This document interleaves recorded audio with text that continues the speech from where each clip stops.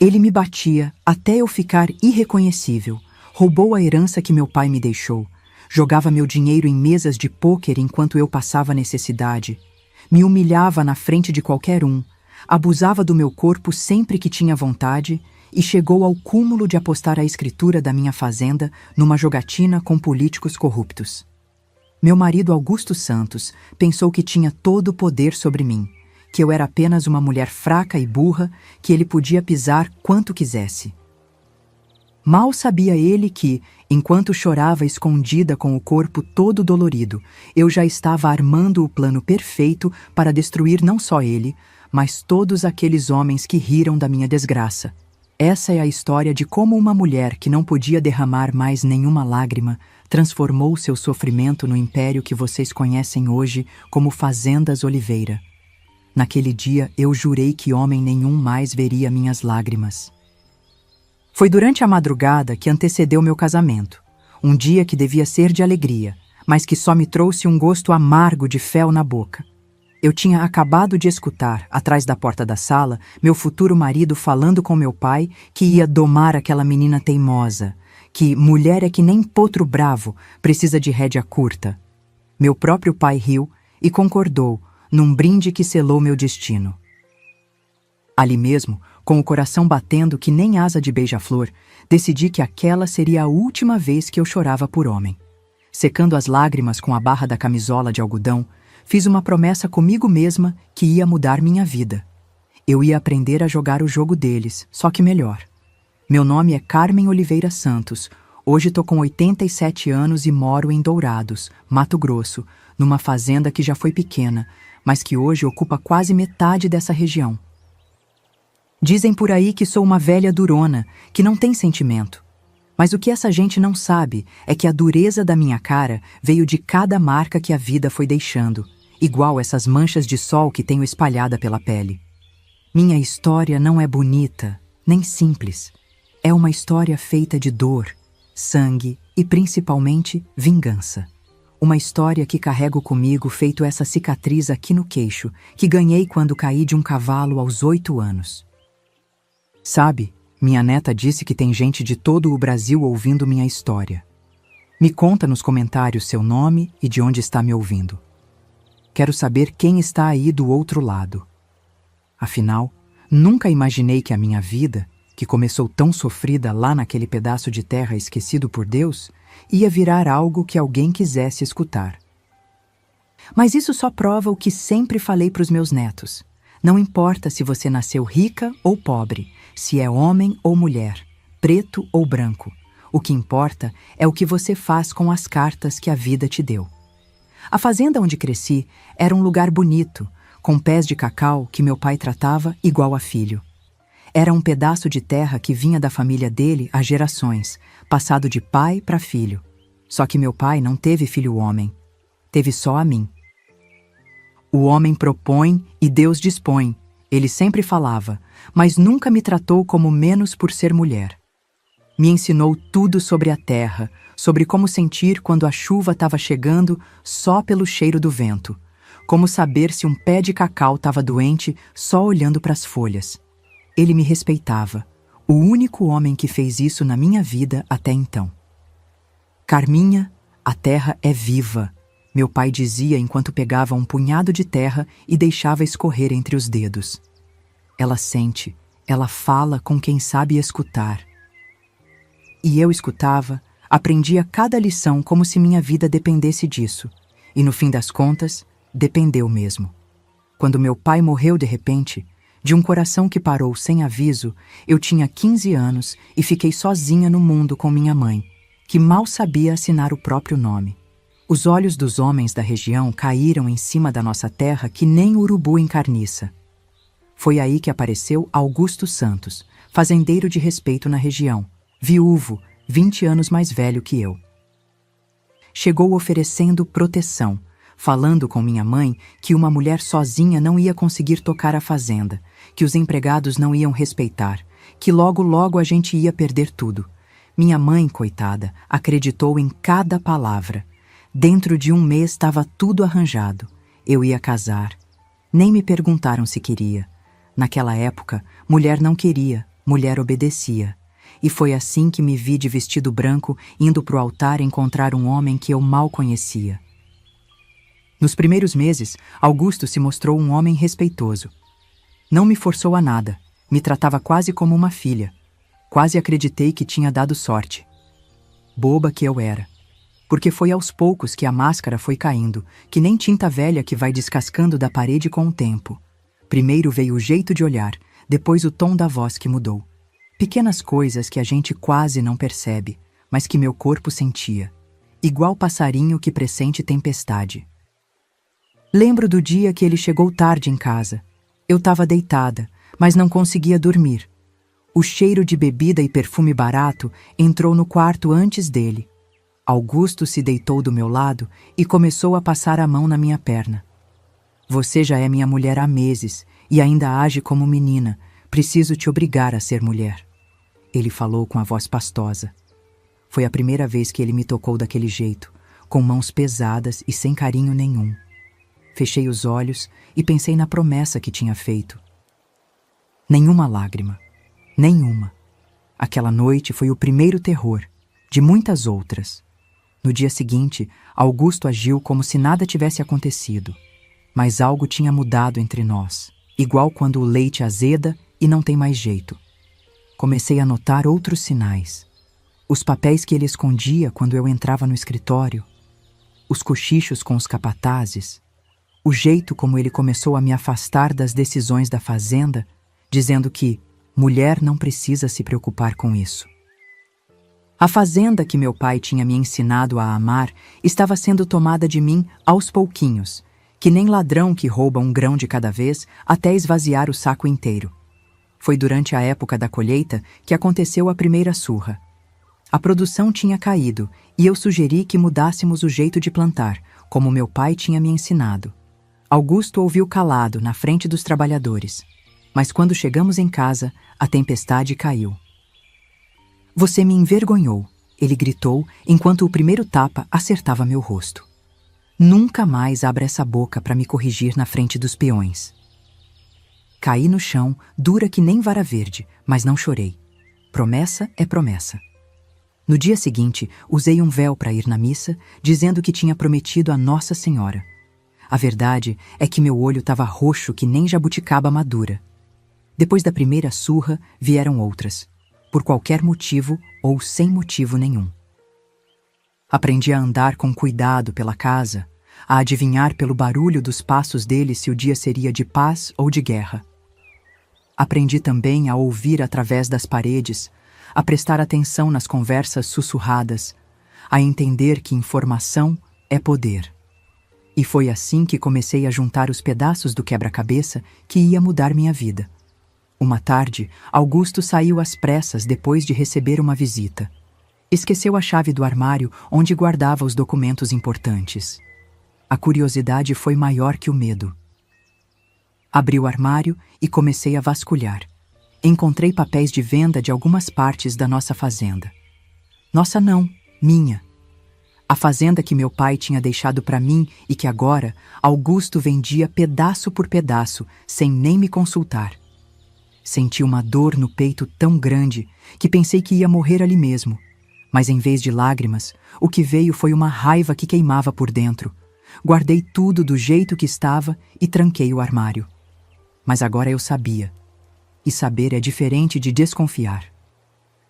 Comecei a prestar mais atenção, a gravar nomes e valores. Minha cabeça sempre foi boa para número, para data, para lembrar de conversa. Criei um caderninho que escondia dentro do forro de um vestido velho.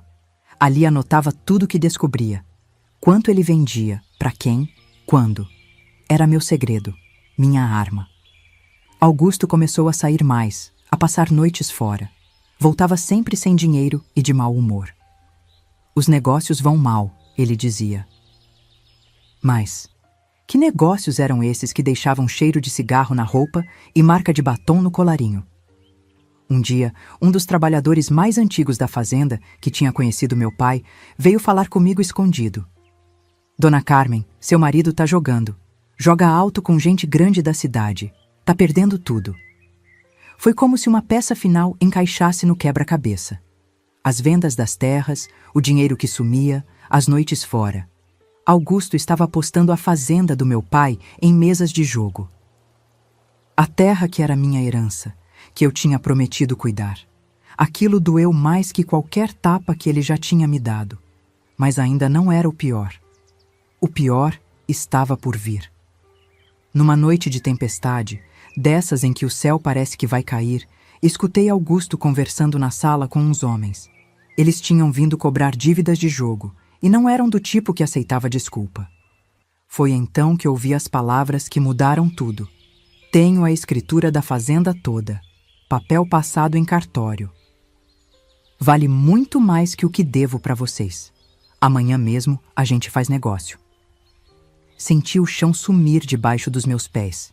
Ele ia apostar a fazenda inteira. Tudo que meu pai tinha construído, tudo que era meu por direito. Naquela noite, deitada na cama fingindo dormir enquanto Augusto roncava ao meu lado, tomei uma decisão. Não ia ser vítima. Ia ser a caçadora. Só precisava encontrar a arma certa. No domingo seguinte, na igreja, vi o juiz Leonel Moraes me olhando durante a missa. Era um homem sério, respeitado, viúvo há alguns anos.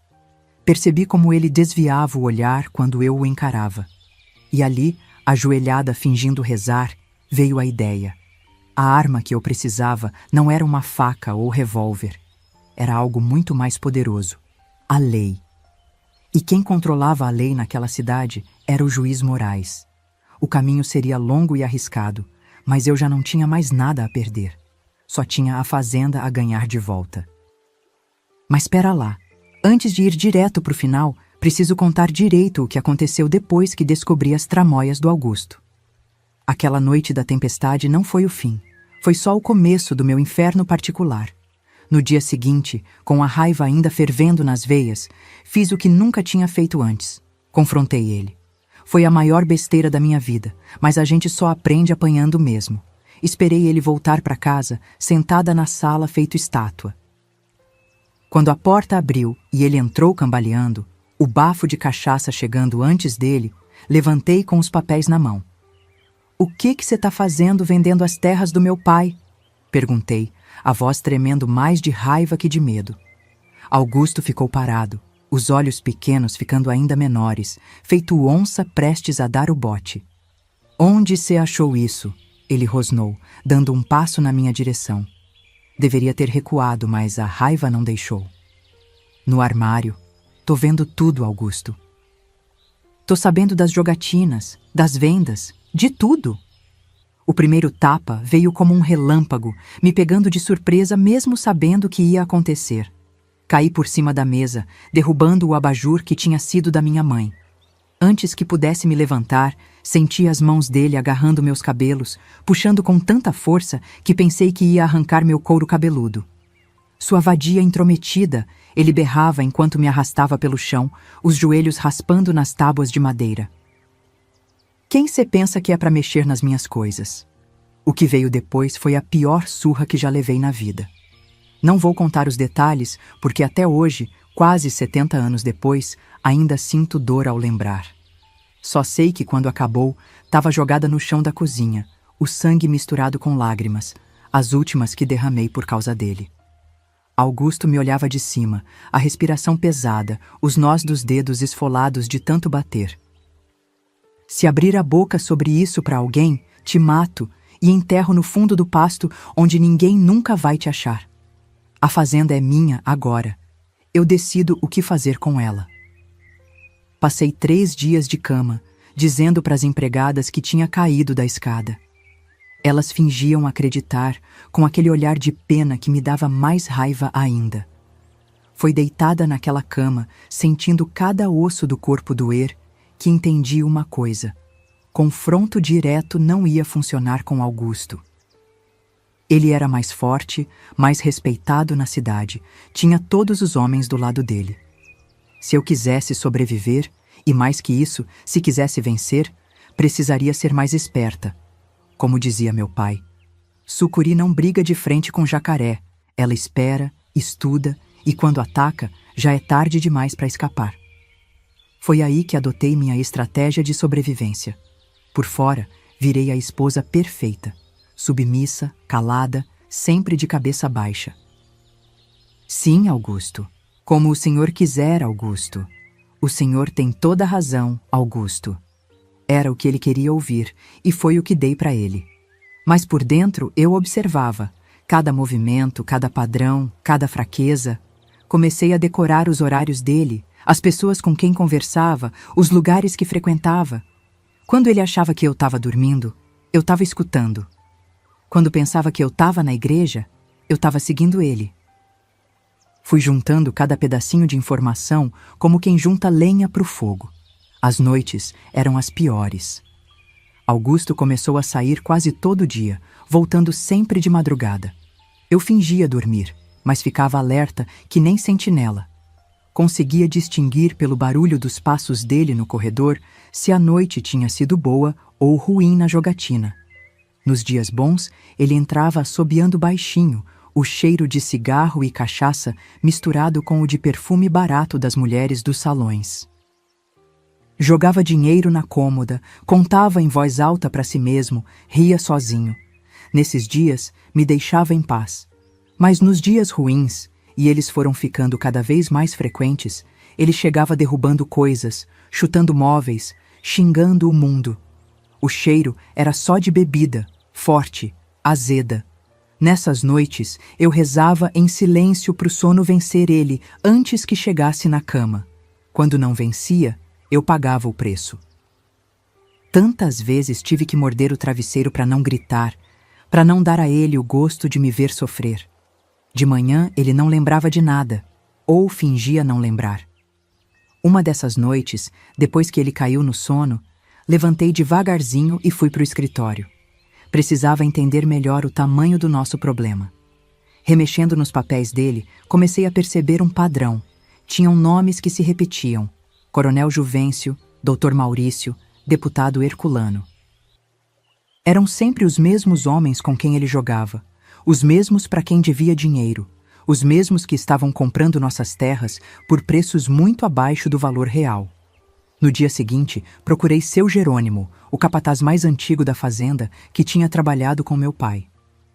Era um homem de poucas palavras, mas leal até o osso. Seu Jerônimo, chamei ele quando estávamos sozinhos perto do curral. Preciso lhe perguntar uma coisa, mas tem que ficar só entre nós. Ele assentiu, o chapéu de palha nas mãos calejadas. O patrão anda jogando muito? Perguntei, a voz quase um sussurro. Seu Jerônimo olhou para os lados antes de responder. Dona Carmen, seu marido está com a doença do jogo. Não é só diversão, é vício mesmo. Joga tudo o que tem e o que não tem também. Tá devendo para muito homem perigoso da região. Tem gente que não perdoa dívida, se a senhora me entende. Engoli seco.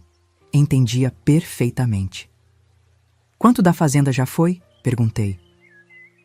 Quase um terço, pelo que ouvi. Os homens estão falando que logo vão ser donos de tudo isso aqui. Aquela conversa foi como um tapa de realidade. Não era só meu casamento que estava em jogo, era todo o meu futuro. A fazenda do meu pai, o único lugar que eu conhecia como lar, estava escorrendo pelos dedos de Augusto e indo parar nas mãos de homens que só viam terra como dinheiro, não como vida. Precisava fazer alguma coisa, e rápido. Foi aí que comecei meu registro secreto. Arranjei um caderninho pequeno, desses de bolso, e escondi dentro do forro de um vestido velho que não usava mais, pendurado no fundo do guarda-roupa. Cada noite, depois que Augusto saía, eu pegava o caderninho e anotava tudo. Datas, valores, nomes, pedaços de terras vendidos. Fazia cálculos, somava dívidas, traçava o mapa da destruição que meu marido estava causando. Aquele caderninho virou minha Bíblia particular, minha única conexão com a sanidade num mundo que parecia desmoronar ao meu redor. O tempo foi passando e o vício de Augusto só piorava. Começou a vender o gado, depois os equipamentos da fazenda. Chegou um ponto que nem disfarçava mais. Mulher, cadê aquela joia da sua mãe? Preciso pagar uma conta, ele dizia, e eu sabia exatamente que conta era aquela. O pior é que não podia fazer nada. Se negasse, apanhava. Se escondesse, ele achava e apanhava 2 vezes. Fui perdendo tudo. Os brincos de pérola da minha mãe, as pratas de família, até uma pequena cruz de ouro que meu pai tinha me dado na primeira comunhão. Vendo aquilo tudo indo embora, comecei a guardar algumas coisas no mesmo esconderijo do meu caderninho. Algumas moedas que conseguia economizar da feira, uma ou outra peça pequena que ele não sentia falta. Não era muito, mas era meu fundo de emergência. Porque no fundo, sabia que um dia ia precisar fugir ou lutar, e queria estar preparada para os dois caminhos. A gota d'água veio numa noite de sábado. Augusto tinha saído cedo, depois de mais uma discussão onde acabei com um olho roxo. A casa estava quieta, só eu e o silêncio pesado daquelas paredes que tinham visto tanta coisa. De repente, ouvi vozes no terreiro. Pelo horário, não podia ser Augusto voltando tão cedo da jogatina. Fui até a janela e espiei por uma fresta da cortina. Era ele, sim, mas não estava sozinho. Estava com o coronel Juvencio e mais 2 homens que eu reconheci das minhas investigações. O doutor Maurício e o deputado Herculano. Eles entraram na casa falando alto, rindo. Augusto parecia nervoso, mas tentava disfarçar com risadas forçadas. Rapidinho subi para o quarto e me tranquei, mas deixei a porta entreaberta o suficiente para ouvir a conversa lá embaixo. Eles foram para o escritório e as vozes subiam pelo corredor. Agachei no topo da escada, o coração batendo tão forte que tinha medo que eles escutassem. Augusto, chega de enrolação, ouvi a voz grave do coronel. Você perdeu, a dívida tá grande demais, nem vendendo o resto das terras você cobre. Coronel, me dá mais uma chance, Augusto implorava, a voz embargada pela bebida. Na próxima semana pego um empréstimo no banco. Recupero tudo. Que banco vai emprestar para você, homem? A voz do doutor Maurício, sempre zombeteira. Todo mundo sabe que você tá falido. Só tem uma coisa de valor ainda. A escritura, disse o deputado Herculano, a voz macia como veludo, mas cortante como navalha. A escritura da fazenda inteira no seu nome vale muito mais que sua dívida. Apostando isso, você pode limpar seu nome e ainda sair com algum dinheiro no bolso. Senti o sangue gelar nas veias. A escritura da fazenda. O documento que meu pai tanto prezava, que mostrava que aquelas terras eram nossas há gerações. Augusto não podia fazer isso. Não tinha esse direito. Mas do jeito que ele estava desesperado... E se eu perder? A voz dele tremeu de leve. Aí a fazenda passa pra gente, simples assim, respondeu o coronel. Você e sua mulher terão que sair, mas pelo menos sai limpo, sem dívida nenhuma. Melhor que acabar no fundo do rio, não acha? Houve um silêncio que pareceu durar uma eternidade. Depois, a voz de Augusto, derrotada. Tá certo. Na quinta-feira. No local de sempre. Vou levar a escritura. Quando ouvi aquilo, tive que tapar a boca com a mão para não gritar. Quinta-feira. 3 dias. 3 dias para salvar a única coisa que me restava no mundo. 3 dias para impedir Augusto de jogar fora o legado do meu pai. 3 dias para mudar meu destino. Vou te contar uma coisa que nunca falei para ninguém. Essa história só continua graças a pessoas como você. Se essa história está te tocando, considere me apoiar através do Valeu do YouTube. É só clicar no botão de doação que aparece do lado do vídeo. Com sua contribuição, o canal Vovós do Brasil pode continuar trazendo relatos verdadeiros como o meu. Nem que seja uma moedinha, cada ajuda significa que outras histórias como a minha não ficarão perdidas no tempo. Voltando para o que estava contando. Naquela noite não dormi. Fiquei olhando para o teto, ouvindo os roncos de Augusto ao meu lado, pensando no que fazer. Não tinha ninguém para quem pedir ajuda. Minha mãe tinha morrido no ano anterior. Não tinha irmãos, nem parentes próximos. As autoridades da cidade? Todas na mão dos mesmos homens que jogavam com Augusto. A igreja? O padre era primo do coronel Juvencio.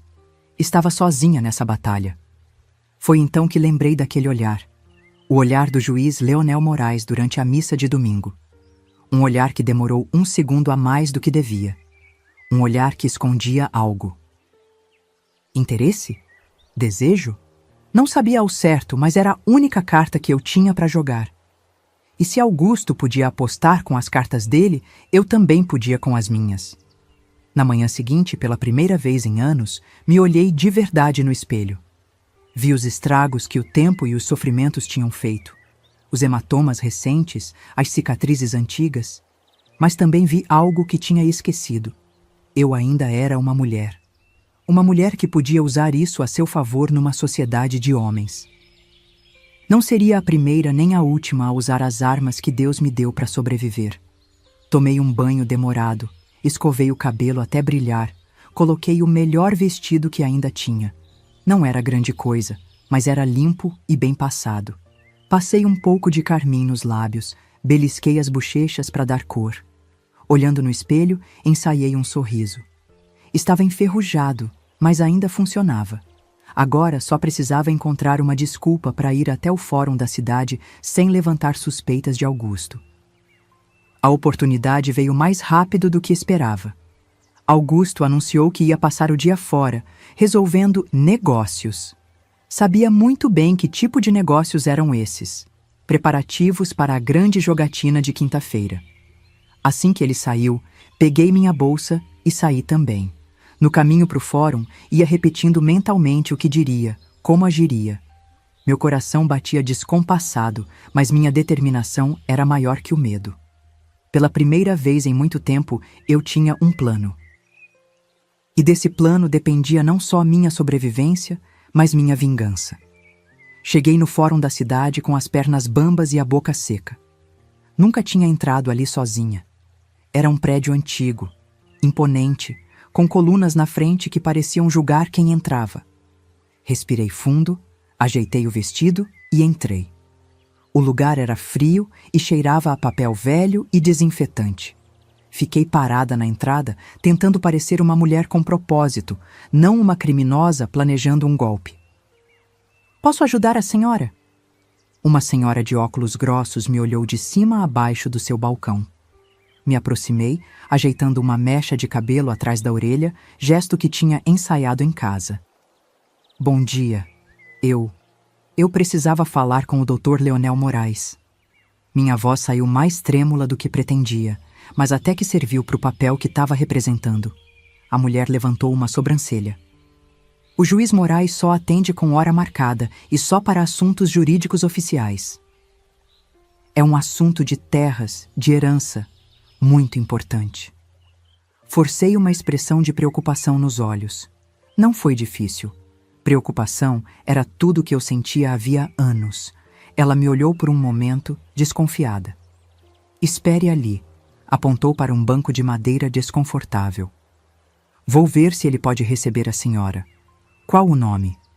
"Carmen Santos." Falei só meu nome de casada, sem o Oliveira do meio. Queria que ele não me associasse de imediato à fazenda, caso conhecesse a história. Sentei e esperei, o coração batendo tão forte que tinha certeza que todo mundo ouvia. 15 minutos depois, que pareceram 15 anos, a secretária voltou. "O Dr. Moraes vai recebê-la, mas só tem 10 minutos."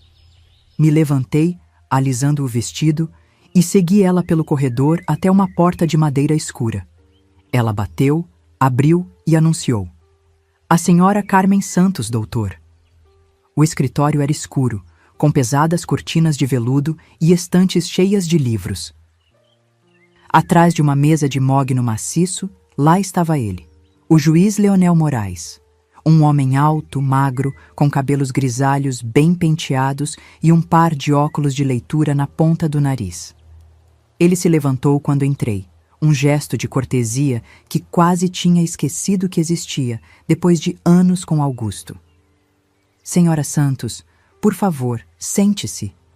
Sua voz era grave, controlada, o tipo de voz que estava acostumada a ser obedecida. Me sentei na cadeira indicada, as mãos trêmulas apertando a bolsa. "Em que posso ajudá-la?" Era agora. Tinha ensaiado 1000 vezes, mas na hora as palavras pareciam se embaralhar. "Dr. Moraes, eu vim porque estou desesperada." Deixei a voz falhar, os olhos se encherem d'água. Anos de dor reprimida tornavam fácil esse papel. Meu marido, ele está vendendo as terras que eram do meu pai, minha herança. Não sei o que fazer, não tenho ninguém a quem recorrer. Vi algo mudar nos olhos dele. Era isso que procurava: compaixão. Ou talvez interesse. Naquele momento, qualquer um dos dois serviria. Sua herança? A senhora diz que as terras eram suas antes do casamento? Ele se inclinou ligeiramente para a frente. Sim, senhor. Meu pai me deixou tudo quando morreu. Eu era filha única. Mas depois que casei com Augusto Santos, permiti que uma lágrima escorresse pela bochecha. Ele assumiu o controle de tudo. E agora está vendendo pedaço por pedaço, sem meu consentimento. O juiz franziu a testa, tirou os óculos e os limpou metodicamente enquanto pensava. Entendo sua situação, senhora Santos, mas juridicamente, quando uma mulher se casa, os bens passam para a administração do marido. É a lei. Mesmo que ele esteja destruindo tudo, mesmo que esteja vendendo por preços baixos para pagar dívidas de jogo, falei com mais força do que pretendia e logo me controlei, voltando ao papel da esposa frágil. Perdão, doutor. É que estou desesperada. Ele me estudou por um momento e vi uma centelha de algo em seus olhos. Conhecia bem aquele olhar. Era o mesmo que via nos olhos de Augusto antes de me casar, quando ainda me tratava com respeito. Desejo misturado com curiosidade. A senhora tem documentos? Alguma prova dessas vendas, dessas dívidas de jogo? Neguei com a cabeça. Ele esconde tudo de mim, mas sei que está acontecendo. Mordi o lábio, outro gesto calculado.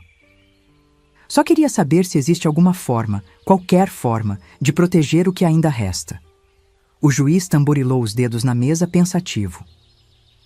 Existem algumas possibilidades, mas precisaria estudar melhor o caso. A senhora poderia voltar amanhã? Traga qualquer documento que consiga encontrar sobre a propriedade.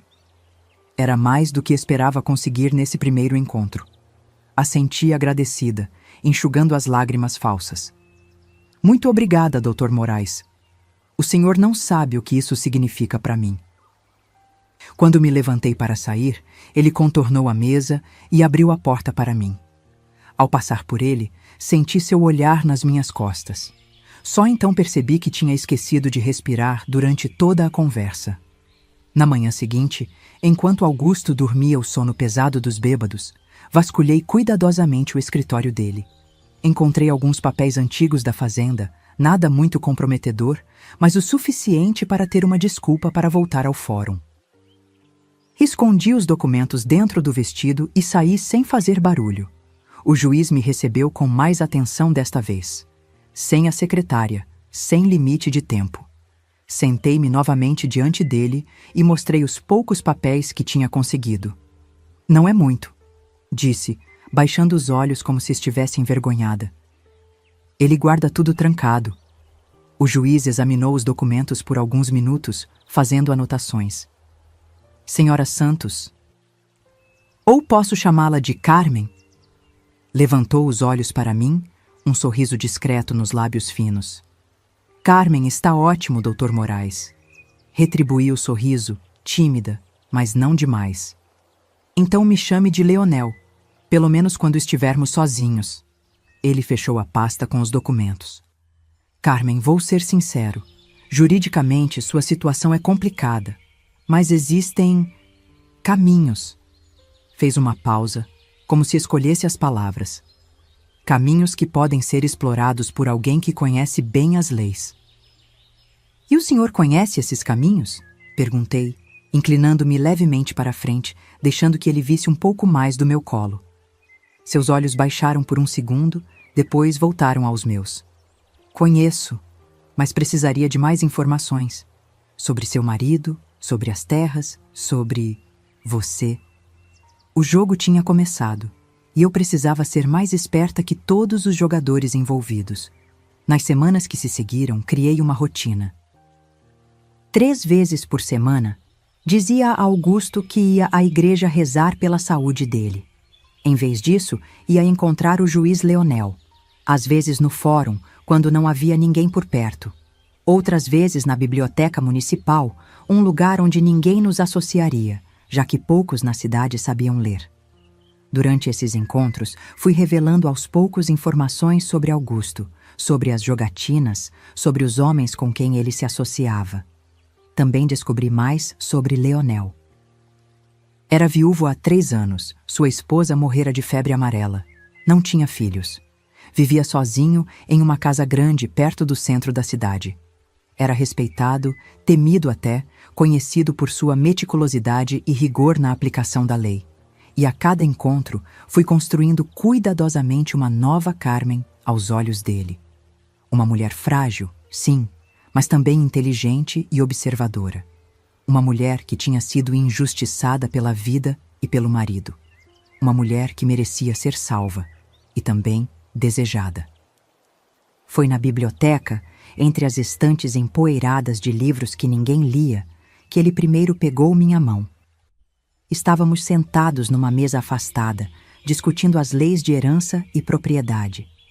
Minhas perguntas eram sempre calculadas, mostrando interesse genuíno e também uma ingenuidade estudada. Então, se uma propriedade foi herdada antes do casamento, não existe nenhuma forma de protegê-la? Perguntei, inclinando a cabeça de lado, como tinha visto moças mais jovens fazerem. Existem formas, Carmen. Ele cobriu minha mão com a dele. Era uma mão fria, com veias proeminentes, mas sem calos. Mão de quem nunca tinha trabalhado na terra. Mas exigem confiança mútua, entre nós. Não retirei minha mão. Olhei nos olhos dele por um momento mais longo que o necessário. Depois baixei o olhar, como se estivesse envergonhada pela intimidade. Eu confio no Senhor, Leonel. É o único que tem me ajudado. Ele sorriu, apertando minha mão de leve. Precisamos conversar num lugar mais privado. Essas paredes têm ouvidos, e o que tenho para lhe propor, bem, é melhor discutirmos a sós. Meu coração acelerou. Era o momento decisivo. Tinha que parecer hesitante, mas não relutante. Assustada, mas curiosa. Onde poderíamos conversar? Minha casa, amanhã à tarde. Direi ao meu criado para sair. Ninguém nos verá, ninguém saberá. Concordei com um aceno de cabeça, baixando os olhos novamente. Por dentro, um turbilhão de emoções. Medo, nojo, determinação. Mas principalmente um senso de triunfo. O peixe tinha mordido a isca. Naquela noite, enquanto Augusto roncava ao meu lado, fiquei horas acordada planejando cada detalhe. O que vestiria, o que diria, até onde iria. Tinha apenas uma chance de fazer isso dar certo. Uma chance de salvar a fazenda do meu pai. No dia seguinte, me preparei como nunca antes. Tomei banho com o sabonete perfumado que guardava para ocasiões especiais. Vesti meu melhor vestido, azul claro, que destacava meus olhos. Penteei o cabelo com cuidado, deixando-o solto nos ombros, como ele tinha mencionado preferir. Peguei o pequeno frasco de perfume que tinha ganhado da minha mãe, o último que restava, e passei um pouco atrás das orelhas e nos pulsos. O mais importante, guardei dentro do vestido meu caderninho secreto. Meu seguro, minha arma. A casa do juiz Leonel era exatamente como imaginava. Grande, austera, impecavelmente limpa. Ele mesmo abriu a porta, dispensando formalidades. Usava uma camisa branca sem gravata, mais casual do que eu jamais tinha visto. Seus olhos brilharam ao me ver. Carmen, você veio. Havia um leve tom de surpresa em sua voz, como se não acreditasse totalmente que eu apareceria. Disse que viria. Mantive a voz baixa, os olhos alternando entre os dele e o chão. Ele me conduziu até uma sala de estar com móveis escuros e pesados, oferecendo-me uma cadeira confortável. Serviu 2 taças de vinho, entregando-me uma. Nossos dedos se tocaram na transferência, e não foi acidental. Antes de falarmos sobre sua situação, ele se sentou próximo a mim, próximo demais. Quero que saiba que me importo com você, Carmen. Não apenas como juiz, mas como homem. Tomei um gole de vinho para ganhar tempo, sentindo o líquido queimar minha garganta. O senhor tem sido muito gentil comigo. Leonel, por favor. Sua mão tocou meu joelho levemente. E não é gentileza. É algo mais. Era o momento. Olhei diretamente nos olhos dele, deixando cair a máscara da timidez por um instante. Também sinto algo, Leonel. Algo que não deveria sentir, sendo uma mulher casada. Sua respiração ficou visivelmente mais rápida. A mão em meu joelho apertou de leve. Seu casamento é uma farsa, Carmen. Um homem que trata uma mulher como Augusto trata você não merece o título de marido. Mas ainda sou casada perante a lei e perante Deus. Baixei os olhos novamente, interpretando o papel da mulher dividida entre o dever e o desejo. Ele levantou meu queixo com a mão, forçando-me a encará-lo. A lei pode ser mudada, Carmen, ou melhor, interpretada corretamente. Seus olhos tinham um brilho que reconheci. Desejo misturado com poder. Era a mesma expressão que Augusto tinha quando ganhava no jogo. Posso ajudá-la a recuperar suas terras. Posso fazer com que seu marido nunca mais a machuque. Posso dar a você a vida que merece. Como? Perguntei, a voz deliberadamente trêmula. Confie em mim. Ele se inclinou e beijou minha bochecha, perto demais da boca. Sou juiz. Tenho poder nesta cidade. Posso fazer coisas acontecerem ou deixar de acontecer. Virei o rosto levemente, permitindo que seus lábios roçassem os meus. Um beijo suave, hesitante. Depois me afastei, fingindo estar confusa e emocionada. Perdão, eu não deveria... Não há nada de errado. Ele pegou minhas mãos entre as suas. Carmen, quero cuidar de você, protegê-la, e quando for o momento certo, quando estivermos livres dele... Não precisava terminar a frase. A intenção estava clara em seus olhos, em suas mãos que agora acariciavam meus braços. Estou vendo que você ainda não deu gostei nesse vídeo. Não acredita que eu tive coragem de seduzir um juiz? Então aperta esse botão aí e me prova que você está do meu lado nessa história. Só quem é corajosa como eu vai entender o que vem a seguir. O que preciso fazer? Perguntei, mergulhando no papel da mulher que finalmente encontrou um salvador. Ele sorriu, satisfeito. Primeiro, preciso de provas, documentos, testemunhos, qualquer coisa que possa usar legalmente contra seu marido. Era a deixa que esperava. Lentamente, retirei do vestido meu caderninho secreto. Tenho isto. Venho anotando tudo há meses. Datas, valores, nomes, cada pedaço de terra vendido, cada jogatina, cada dívida. Os olhos dele se arregalaram em surpresa genuína quando abriu o caderninho e viu as anotações meticulosas. Páginas e páginas de evidências, tudo escrito com minha letra pequena e apertada para economizar espaço. Carmen, isso é extraordinário. Ele folheava as páginas com crescente excitação. Não era difícil perceber que estava impressionado.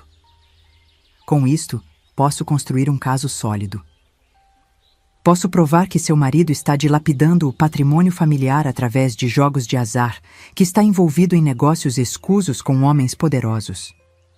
Será suficiente? Perguntei, a ansiedade em minha voz não totalmente fingida. Ele fechou o caderno e me olhou com uma intensidade que fez meu estômago revirar. Mais que suficiente. Carmen, você é uma mulher extraordinária, inteligente, observadora e lindíssima. Dessa vez, quando ele me beijou, foi com urgência, paixão. Suas mãos seguraram meu rosto, depois desceram para meus ombros, minhas costas. Correspondi, permitindo que pensasse que tinha me conquistado completamente.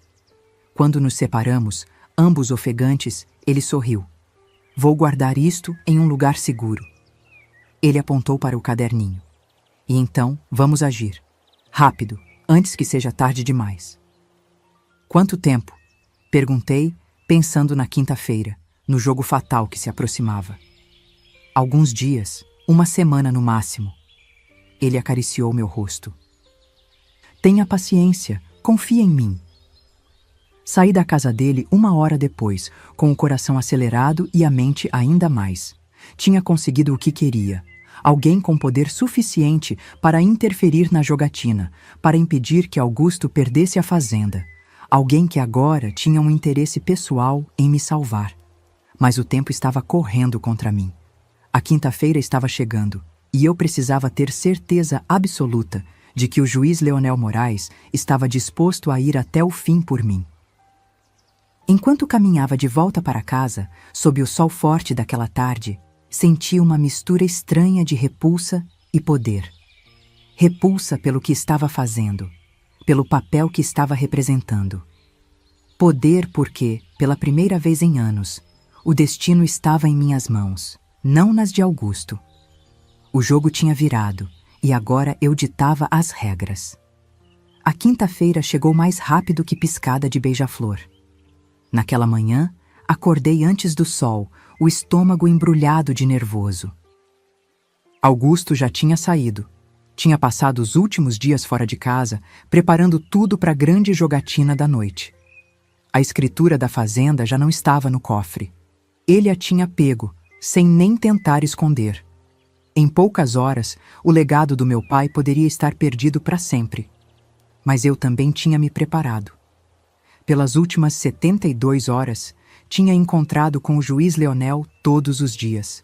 A cada encontro, revelava um pouco mais dos negócios escusos de Augusto. Não só os jogos, mas as sonegações de impostos, as falsificações de documentos, os subornos a funcionários públicos. Tudo estava anotado no meu caderninho, tudo tinha sido cuidadosamente documentado. Augusto não joga só com qualquer um, expliquei para o Leonel na última vez que nos vimos. Ele joga com homens poderosos. O coronel Juvencio, o doutor Maurício, o deputado Herculano, todos eles estão envolvidos em negócios ilícitos. Os olhos do juiz brilharam ao ouvir aqueles nomes. O deputado Herculano? Tem certeza? Absoluta. Tenho até cópias de recibos com a assinatura dele, respondi, satisfeita por ver a reação dele. Mais tarde descobri que o deputado Herculano era um velho desafeto do juiz Leonel. Nada como um inimigo em comum para fortalecer uma aliança. Naquele último encontro, Leonel me beijou com mais urgência que antes. Suas mãos percorreram meu corpo com uma intimidade que me deu nojo, mas não demonstrei. Sorri, correspondi, fingi que também o desejava. Quando nos separamos, ele segurou meu rosto entre as mãos. Esta noite, Carmen, vou acabar com todos eles. Por você. Voltei para casa com uma sensação estranha, uma mistura de esperança e medo. E se o plano desse errado? E se o juiz não cumprisse sua palavra? E se Augusto descobrisse tudo antes da hora? Tantos e se que minha cabeça parecia que ia explodir. Passei o resto do dia numa agonia, olhando para o relógio a cada 5 minutos. Quando finalmente o sol começou a se pôr, saí para o quintal e fiquei olhando para o horizonte, rezando sem saber direito para quem ou para quê. Foi quando ouvi o barulho de cavalos chegando. Augusto não tinha levado o cavalo, tinha ido a pé para a cidade. Corri para dentro e espiei pela janela da frente. Eram 3 homens a cavalo. Reconheci o delegado Custódio e 2 policiais. Vinham a galope, levantando poeira da estrada. Pararam na frente da casa e desmontaram às pressas. O delegado bateu na porta com força. Augusto Santos, abra em nome da lei! Meu coração disparou. O juiz Leonel tinha agido mais rápido do que esperava. Abri a porta, fingindo estar assustada, o que nem precisava fingir muito. Seu Custódio, o que houve? Dona Carmen, ele tirou o chapéu, constrangido. A senhora sabe onde está seu marido? Na cidade. Saiu cedo, disse que tinha negócios. Mantive a voz trêmula, os olhos arregalados. Que tipo de negócios? O delegado me estudava com atenção. Não sei, ele não me conta essas coisas. Baixei os olhos, a esposa submissa de sempre. O delegado suspirou. Dona Carmen, preciso que a senhora venha comigo até a cidade. Temos questões que precisamos esclarecer sobre seu marido. Meu Deus, aconteceu alguma coisa com ele? Levei as mãos ao peito, encenando preocupação. Não, senhora. Pelo menos ainda não. Havia algo estranho no tom dele. Por favor, vista-se adequadamente. Vamos ao fórum. Enquanto me arrumava, ouvi os homens conversando lá fora. Palavras soltas chegavam até mim. Flagrante, corrupção, juiz Moraes. O plano estava em andamento. Vesti meu melhor vestido, não o mais bonito, que já tinha sido vendido há muito tempo, mas o mais respeitável. E então, num último momento de inspiração, peguei o broche que tinha ganhado da minha sogra no dia do casamento. Era uma peça antiga, de ouro com uma pequena pérola no centro. Dona Clotilde, mãe de Augusto, tinha me entregue com uma expressão azeda, como quem cumpre uma obrigação desagradável. É tradição da família, ela disse, sem me olhar nos olhos. Todas as noras recebem, mesmo as que não merecem. Nunca tinha usado aquele broche, que simbolizava toda a rejeição que sofri naquela família. Mas naquele dia, prendi-o bem no centro do meu peito. Era o símbolo perfeito da minha vingança. Na cidade, o clima era de confusão. Uma multidão se aglomerava em frente ao casarão onde as jogatinas aconteciam. Havia mais policiais, pessoas gritando, um zum-zum-zum que não deixava entender nada. O delegado abriu caminho entre a multidão, me guiando com uma mão nas minhas costas. Quando entramos no casarão, a cena que vi ficou gravada na minha memória para sempre. Augusto estava algemado, sentado numa cadeira, o rosto vermelho de raiva. Ao redor dele, também detidos, estavam o coronel Juvencio, o doutor. Maurício e outros homens que reconheci das anotações no meu caderninho. Papéis estavam espalhados por toda parte. Cartas de baralho, notas de dinheiro, documentos. E de pé, no centro da sala, comandando tudo como um maestro, estava o juiz Leonel Moraes. Quando me viu, Augusto se contorceu na cadeira. Você, o que está fazendo aqui? Antes que pudesse responder, o juiz Leonel veio até mim, a expressão solene. Senhora Santos, lamento que tenha que presenciar isso. Seu marido e estes homens foram pegos em flagrante, num esquema de jogo ilegal e corrupção. Meu Deus! Exclamei, levando as mãos ao rosto. Tudo teatro, é claro. Não posso acreditar, Augusto. Cala a boca, sua hipócrita! Augusto gritou, tentando se levantar, mas sendo contido pelos policiais. Aposto que sabia de tudo. Como eu poderia saber? Deixei lágrimas falsas brotarem nos olhos. Você nunca me contou nada sobre seus negócios. O juiz colocou uma mão protetora no meu ombro. Senhora Santos, encontramos a escritura da fazenda entre os itens apostados. Seu marido estava prestes a perder toda a propriedade numa aposta ilegal. A fazenda do meu pai? Deixei a voz falhar, como se estivesse chocada com a notícia que já conhecia. Augusto, como pôde? Vadia mentirosa? Augusto se debatia, o rosto contorcido de ódio. Foi você que armou tudo isso, não foi? Você e esse juiz de merda. Controle-se, Santos, o juiz Leonel disse com frieza. Está apenas piorando sua situação. Foi então que notei que uma das figuras mais importantes não estava entre os detidos. Onde está o deputado Herculano? Perguntei ao juiz em voz baixa. Um sorriso quase imperceptível apareceu no canto da boca dele. Infelizmente, o deputado foi avisado no último momento e conseguiu escapar. Mas não se preocupe, temos provas contra ele também. É só questão de tempo. Entendi na hora o que tinha acontecido.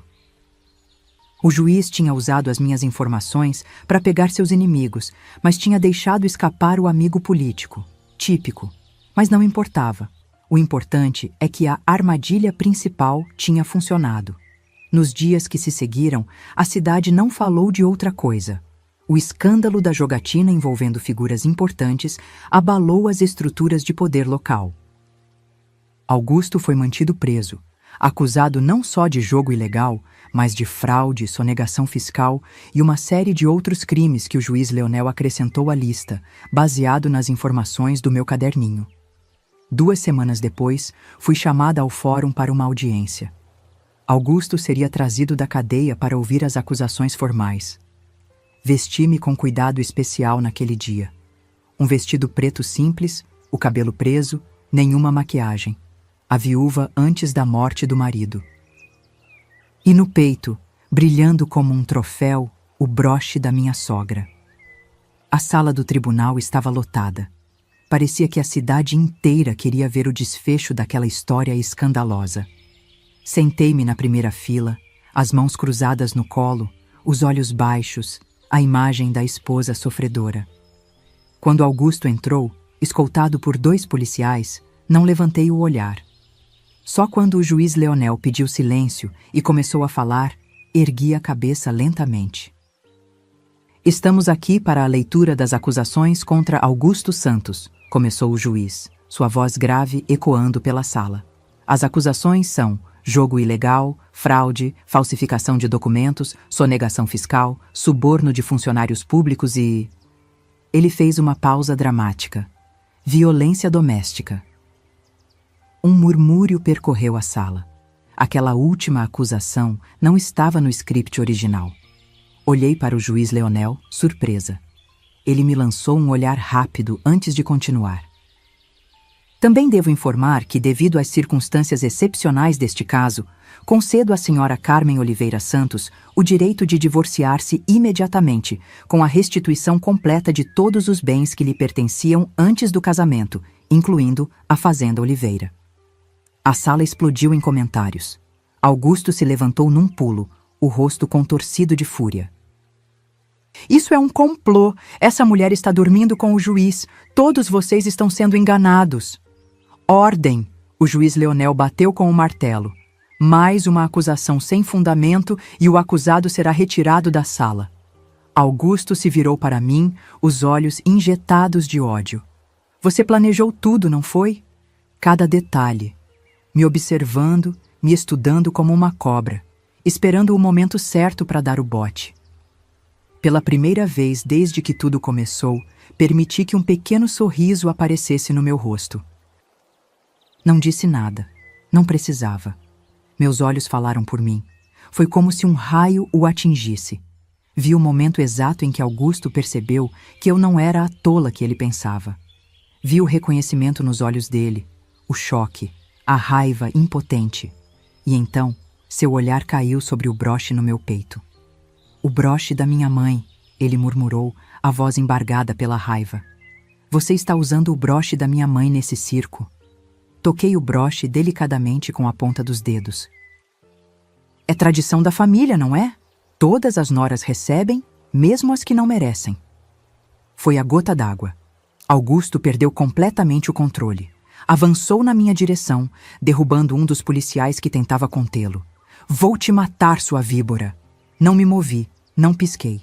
Apenas o encarei, sem medo, enquanto os policiais o dominavam e o arrastavam para fora da sala, gritando e se debatendo como um animal.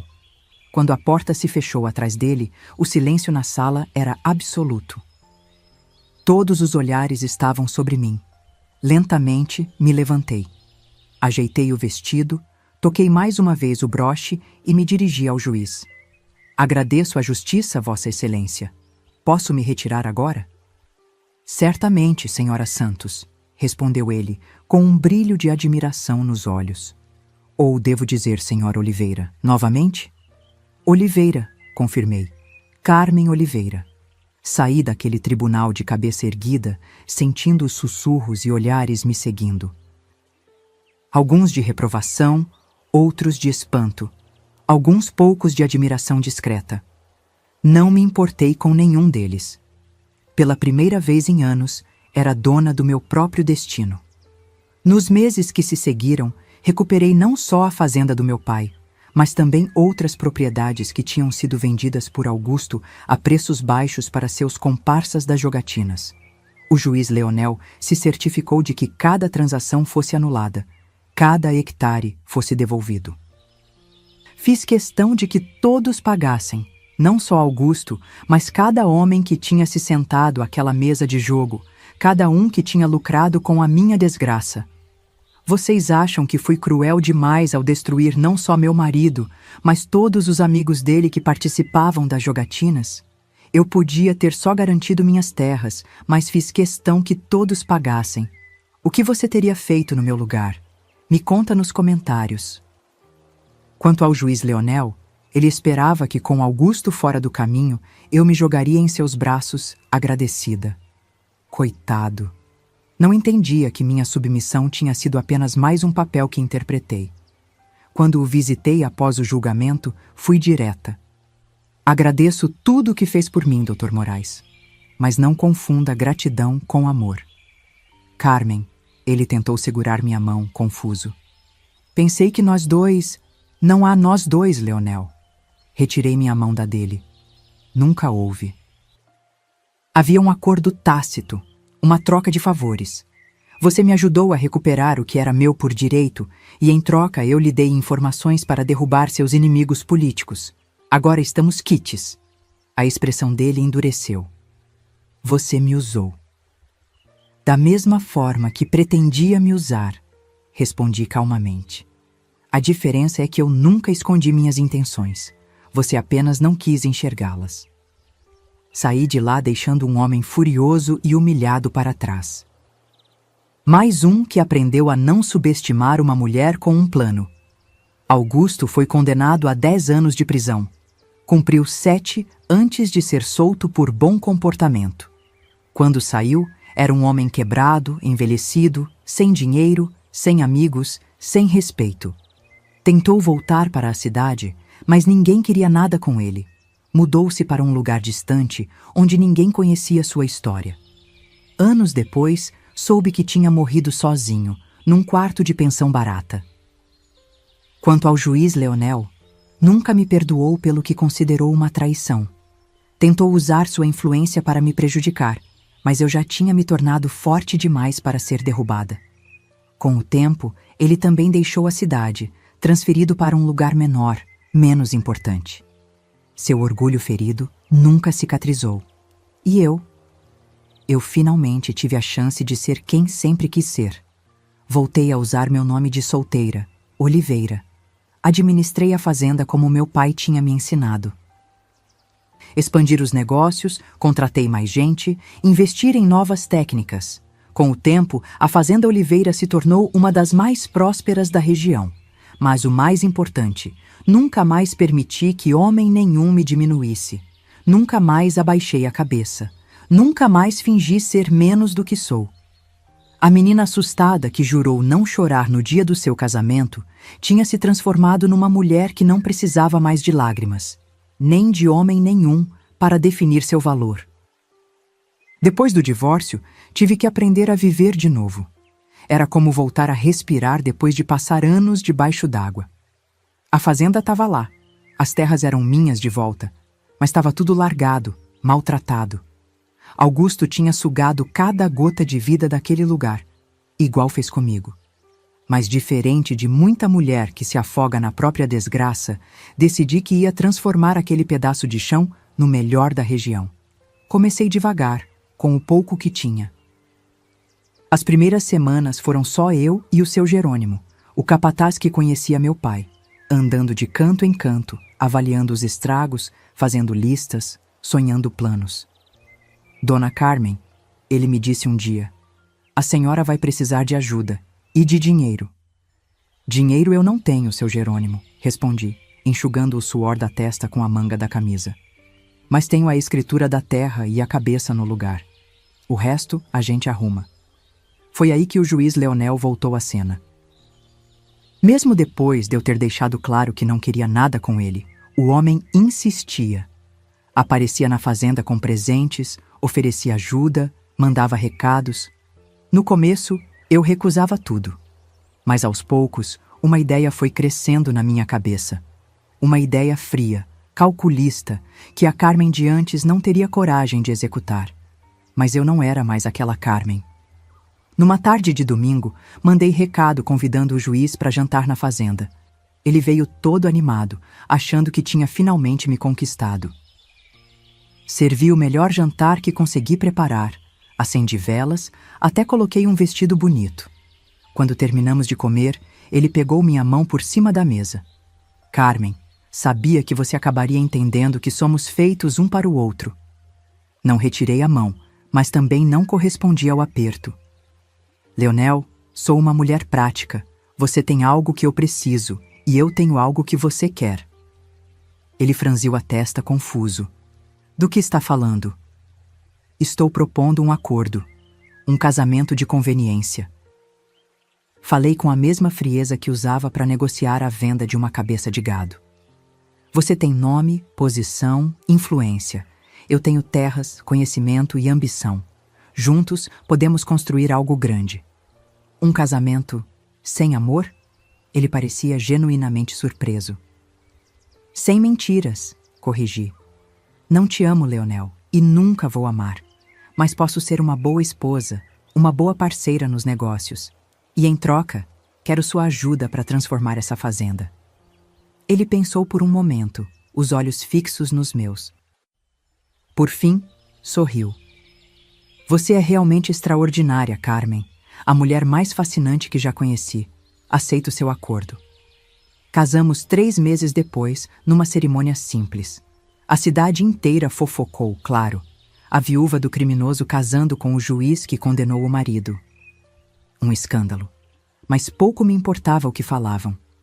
Eu tinha um objetivo e nada ia me desviar dele. Com o dinheiro e a influência de Leonel, comecei a transformar a fazenda. Primeiro, investi no gado. Viajei até São Paulo para conhecer as novas raças que estavam sendo importadas da Europa. Voltei com ideias e contatos. Trouxe touros reprodutores de primeira linha, contratei um veterinário permanente, construí currais modernos.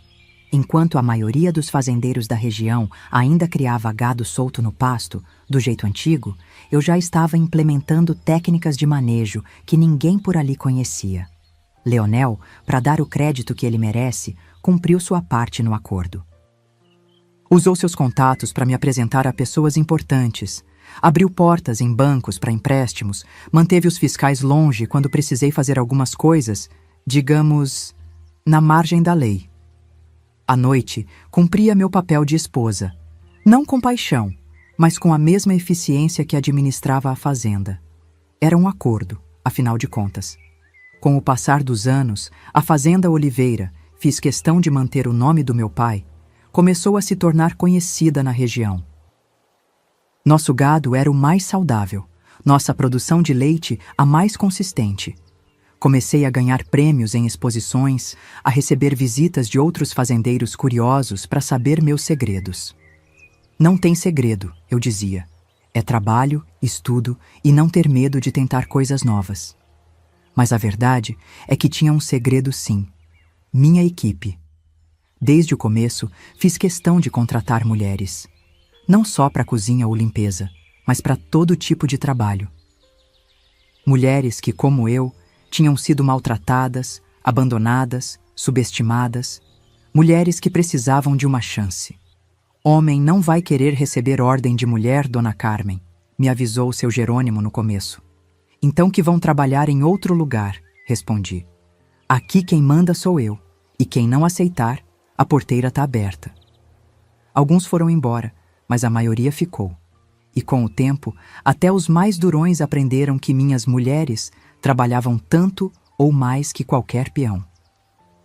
Tinha a Zefa, que domava os cavalos mais bravos, a Tonha, que sabia mais de parto de bezerro que muito veterinário formado, a Dulce, que fazia as melhores queijeiras da região.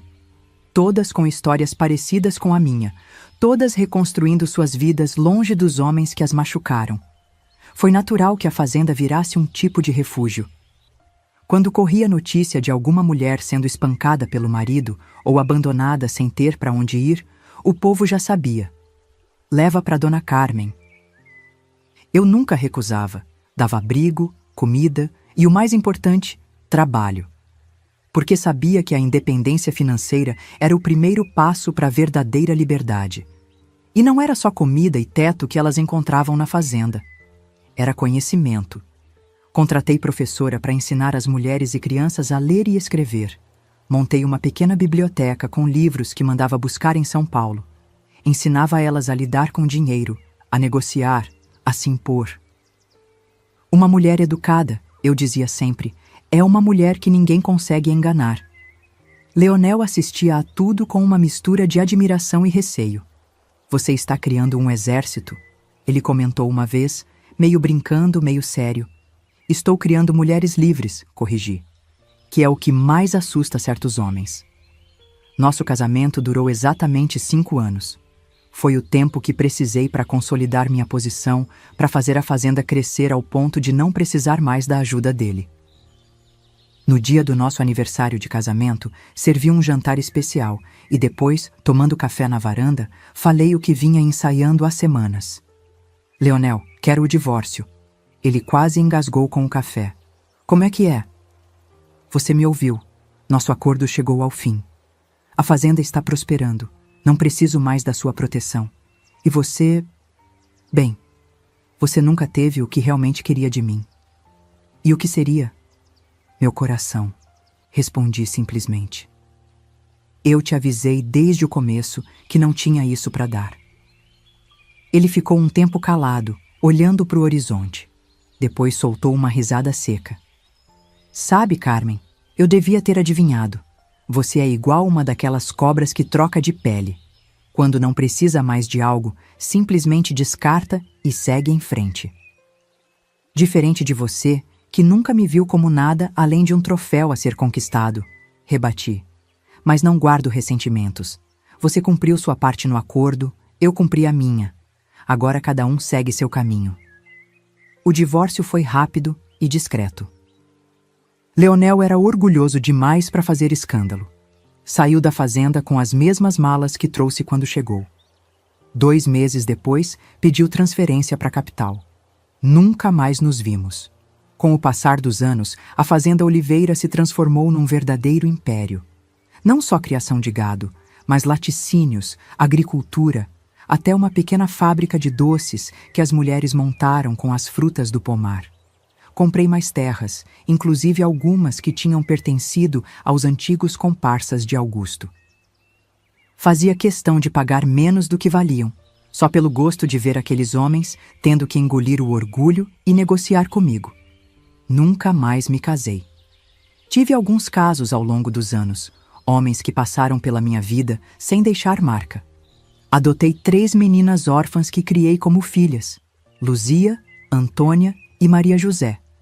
Dei a elas a educação que eu nunca tive. Mandei estudar na capital, aprender línguas, conhecer o mundo. Mas sempre com uma condição: voltarem para ajudar na fazenda, para aplicar o que aprenderam na nossa terra. Mãe, a senhora não quer que a gente case? Me perguntou Luzia uma vez, já moça feita. Quero que case se e quando encontrar um homem que mereça você, respondi.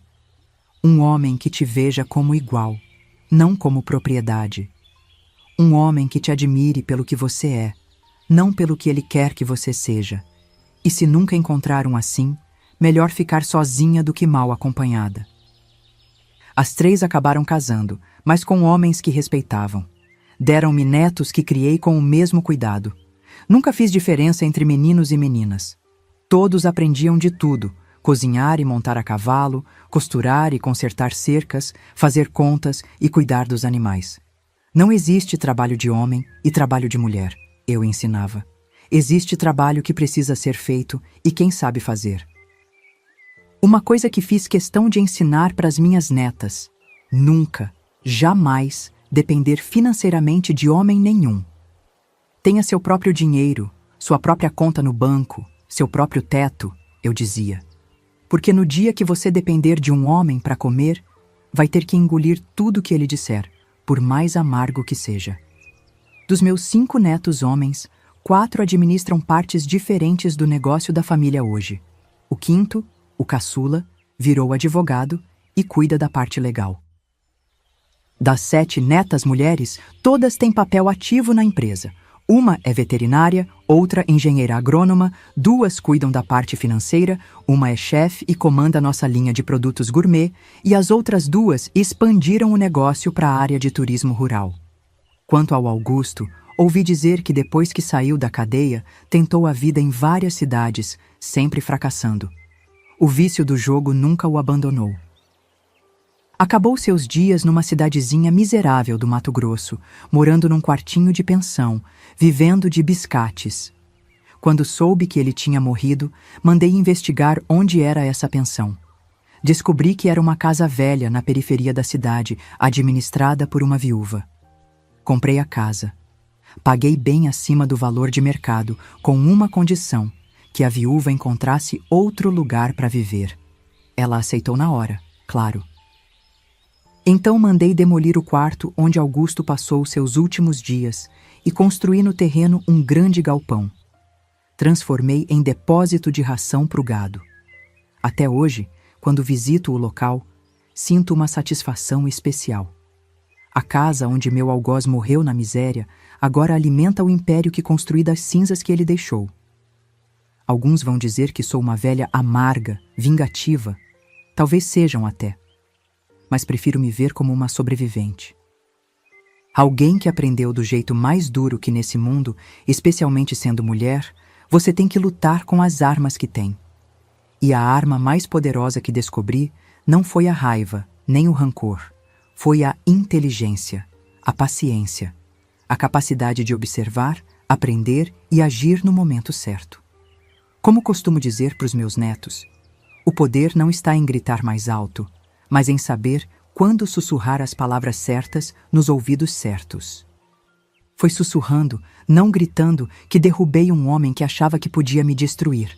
Foi com sussurros, não com berros, que construí um império onde antes só tinha dor.